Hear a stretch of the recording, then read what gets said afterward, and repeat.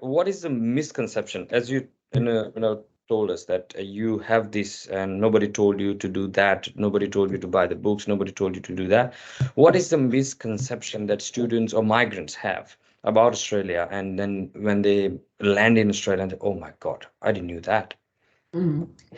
I think there's a bit of a reality check that most people get when they come into Australia and start living here and working here.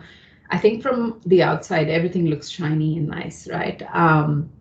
Yes, sorry. Yes, of course, you get paid more.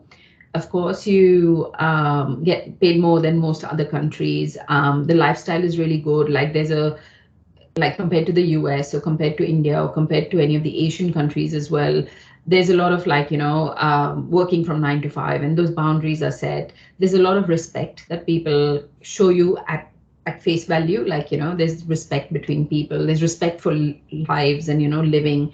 The government supports in many different ways. So there's some really brilliant things that Australia does. And from outside, most people see that and assume, okay, that's it. It's, this is like heaven. That's gonna be great. Yeah. But only after you land here that you start to dig beneath the layers and start seeing the cracks, right? And there are cracks. There's things like, people are quite ignorant about other cultures, which is why we have APOC. Like cultural intelligence, like even though there are so many cultures you see here, like when I landed in Australia, for me, it was like, this is amazing. It's like a mini world fair. Like there's people from everywhere in the world here in Melbourne. You get food from everywhere in the world here. You get, you get on the tram and you'll see so many different nationalities and so many different cultures. This is amazing.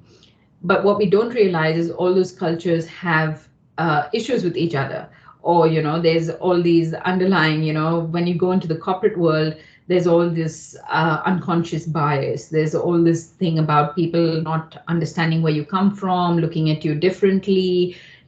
Our differences are much more, our differences become much more deeper when you're in the country versus outside the country. And I feel like a lot of people don't get to see that unless they come here and live here. The other thing is finding jobs. I think that's a big struggle as well for people is, you don't have Aussie experience. It's like, if you don't give me an opportunity, how am I going to get Aussie? Get it. Yes, Right. correct.